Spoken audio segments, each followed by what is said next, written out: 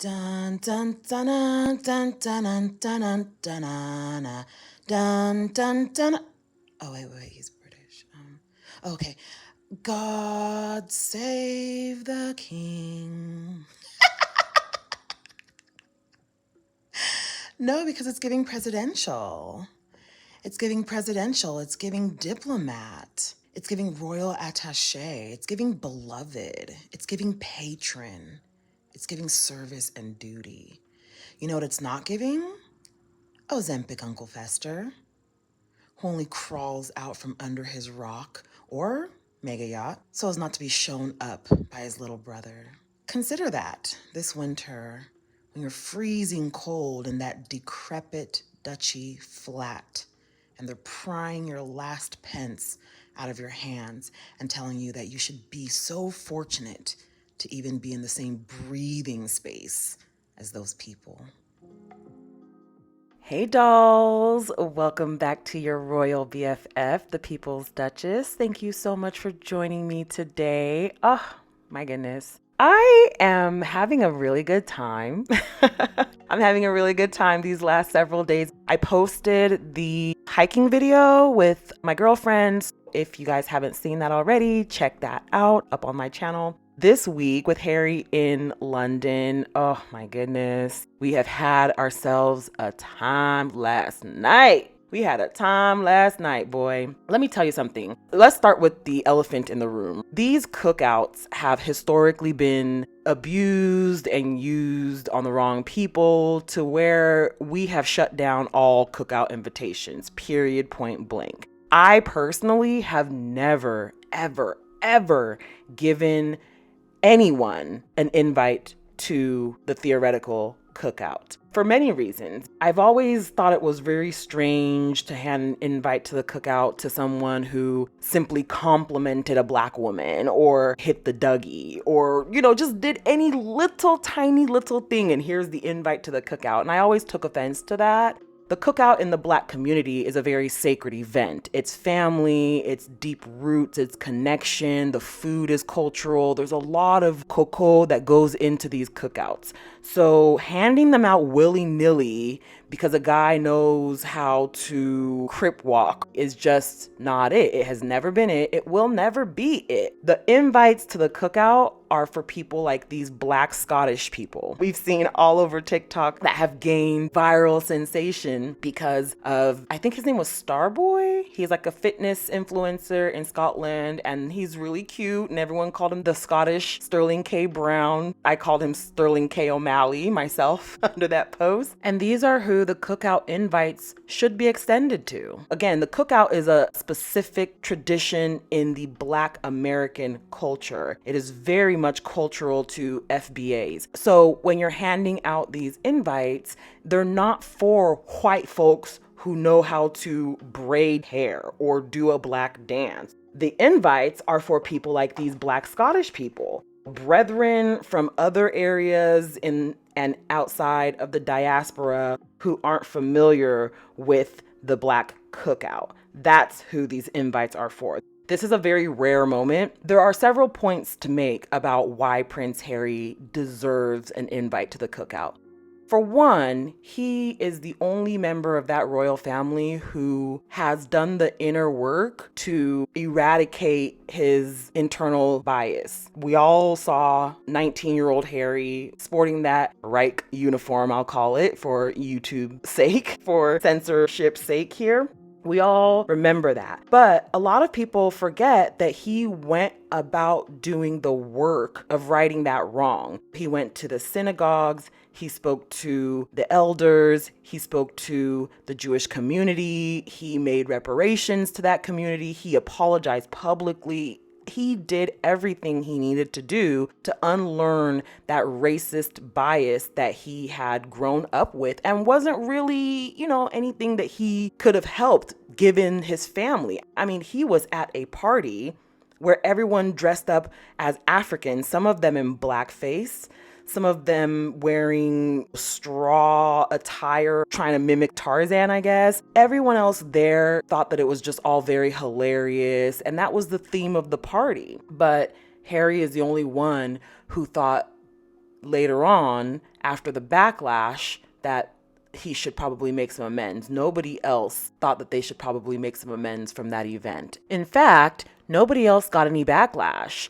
The British public think this is perfectly fine. It is perfectly fine to show up somewhere in blackface. It is perfectly fine to mock Africans. It is perfectly fine to mock Arabs. It is 100% okay to be out and about in public like this. But they drew the line at Harry's costume. Right. We see you. Harry has really spent time and effort and commitment to plenty of Black communities, not just across Africa, but in his own country. As you can tell, I'm in my pajamas and I was on my way to bed with my cup of as ever peppermint tea, and I got to thinking. Prince Harry's very first project as a working royal started in Nottingham. And I don't think that was an accident. That was him putting himself in a community that was diverse, that's working class, and predominantly Black and brown. And from that moment, you can see where his heart was leading him. Fast forward, look at his travels to Africa, his HIV advocacy, his Invictus Games outreach. He's always gravitated towards communities the monarchy has historically ignored. And here's where it gets interesting. When Harry married Meghan, it wasn't just about the prince marries an actress. It was a symbolic choice. It was him confirming what people had already seen. His commitment wasn't going to be to the old establishment or to keeping things all white everything. And this is the reason why the derangers and the Meghan haters hate Meghan. She didn't just take him away. Her presence solidified his connection to the Black community in a way that no PR campaign from the firm could ever undo. That's the real threat. It's not just her race. It's the bridge she represents. She made visible what Harry had already been leaning towards for years. And have you noticed who makes up the loudest group of haters? White monarchists, and especially white women. Because for them, Meghan isn't just an outsider. It's proof that their fantasy of the monarchy being their exclusive property is over. And that's why the venom runs so deep. Yep. And I mean, we kind of already knew based on that picture of Halle Berry up in his dorm room, but that's neither here nor there. Prince Harry loves him some Nottingham. He loves him some Black community. He went to Nottingham yesterday and visited the community recording studio that he has very long-standing, deep-rooted ties, significant ties to this community. There's a humanity to this man that is completely lacking in the royal family, and in fact, from a lot of people. There's such a beloved quality to Prince Harry, such a true Prince Charming quality to him. You don't need emotional support poles when everywhere you go, you get this kind of love. We love you, Harry. Thank you, Harry. Thank you so much. Thank you, Harry. Thank you, Harry. Thank you so much. We love you, Harry. Thank you so much. Thank you, Harry. Are you enjoying your time in London? Gotta go. Nice to meet you guys.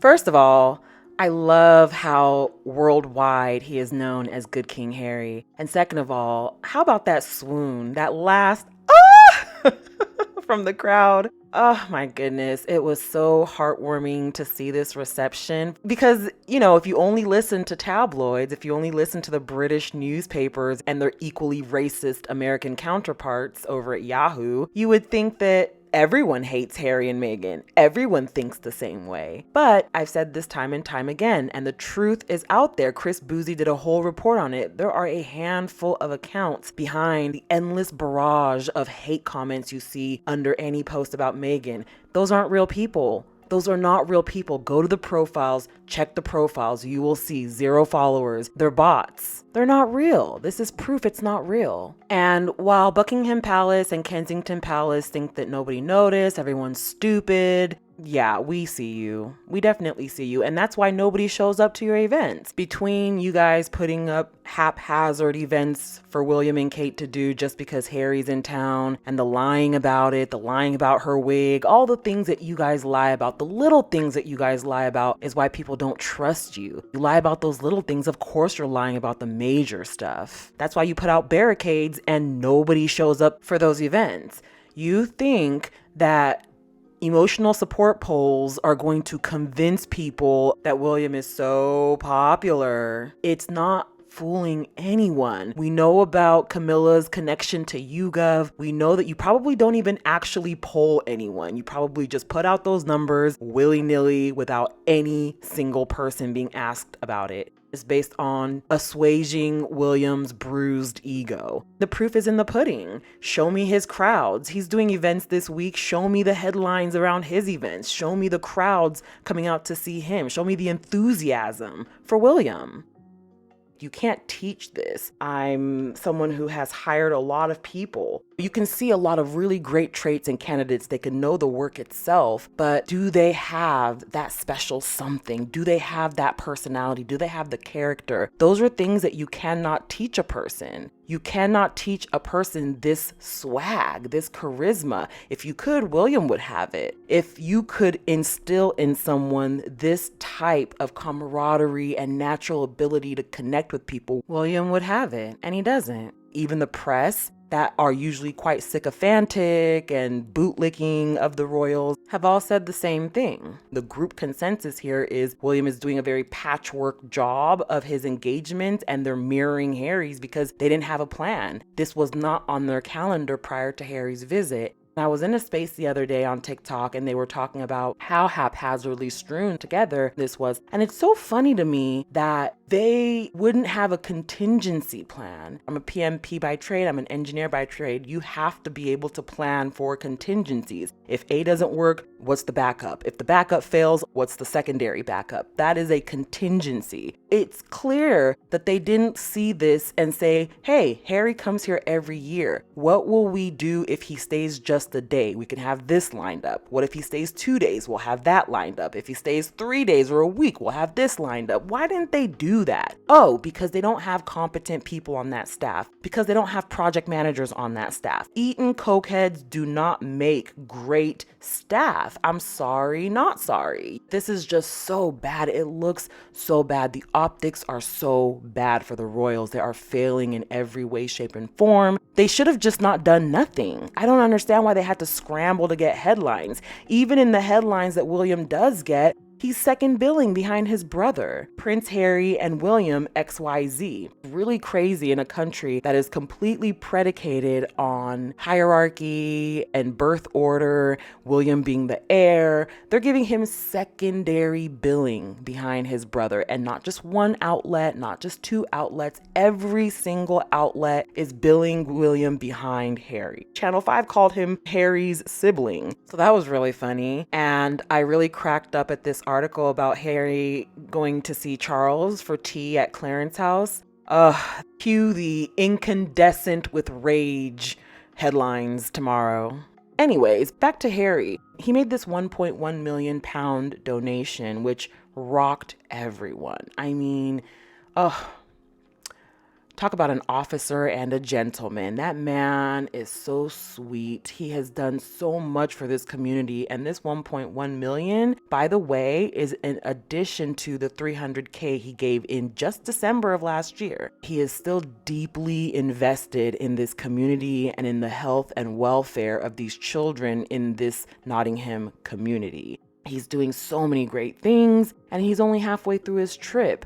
Harry just dropped a huge donation in the UK. And no, it wasn't a photo op. It was from the heart and personal. Prince Harry is back in Britain for the first time in months. And instead of the usual palace drama, he's making headlines for something bigger. He donated $1.5 million of his own money to BBC Children in Need. This isn't some random charity pick. The money is going straight into programs tackling youth violence and knife crime in Nottingham. If you've followed Harry for a while, you know Nottingham isn't just a city. It's where he started a lot of his early community work. So this is him coming full circle. He even joked about the local food, saying the jerk chicken there is banging, which is such a Harry move, mixing serious work with a little humor. And here's what stands out. Royals donate all the time, but it's usually vague or hidden behind foundations. Harry put his name, his face, and his personal money on this. That's rare. And while yes, his family is still keeping their distance, no meetings with William, no confirmation about King Charles, he made sure his UK visit was about purpose, not palace politics. It's proof that whether you like him or not,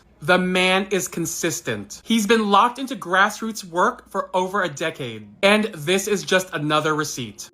So yeah, obviously he has gone to see his father. That's a little bit older clip, but still resonates. Another clip that I really want to touch on is one put out by Meredith. She had a very keen observation about Archwell and some of the moves that they've been making during Harry's trip here.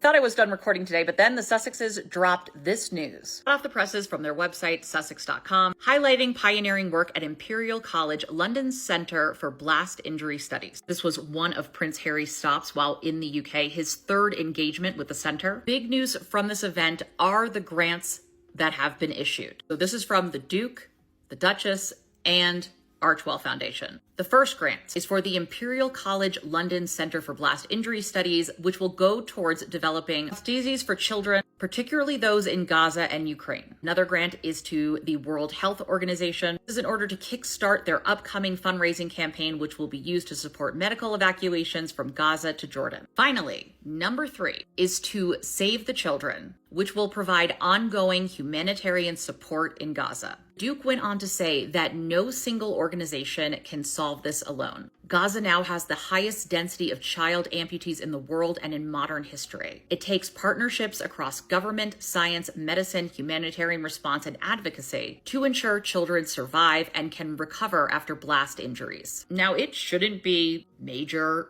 to acknowledge what is happening in Gaza, but unfortunately it kind of is. And again, they are putting their money where their mouths are. I do wonder if the British media tries to spin this as too political when, literally don't care. Children are dying. People are dying. More of this. As Harry wraps up his trip, I think it's safe to say that this has been a very successful trip. You can try to turn it into a negative, but donating your own money to tackle youth violence in Nottingham, giving these grants to centers in the UK that are trying to help children overseas. I don't care if people want to call it a charm offensive. I already did a video on this, but that's one of the things that blows my mind about royal commentators trying to be like, oh, he's only doing this because he's hated in the UK and his popularity is plummeting. This is just a PR offensive. Well, I find that reasoning faulty. Who cares why they're donating money? They're donating money, particularly in this case to help children in the UK. What is your problem? Besides the fact that Prince Harry would have much less reach now that he wasn't in the royal bubble. How could he possibly support his charities and his work? This is kind of showing that not only can you do that, you can go farther with it. I would say that's it for today, but Lord knows. They're just unstoppable. They're completely unstoppable. For Archwell to be operating on such a high level like this, surpassing any royal foundation that has ever been set up within the short time that Archwell has been set up, is so impressive. I am so proud of Harry and Meghan. I cannot tell you how proud of these two I am. It's just, man, this is actually the real happily ever after. This is the real modern day fairy tale, and I am so happy for these two.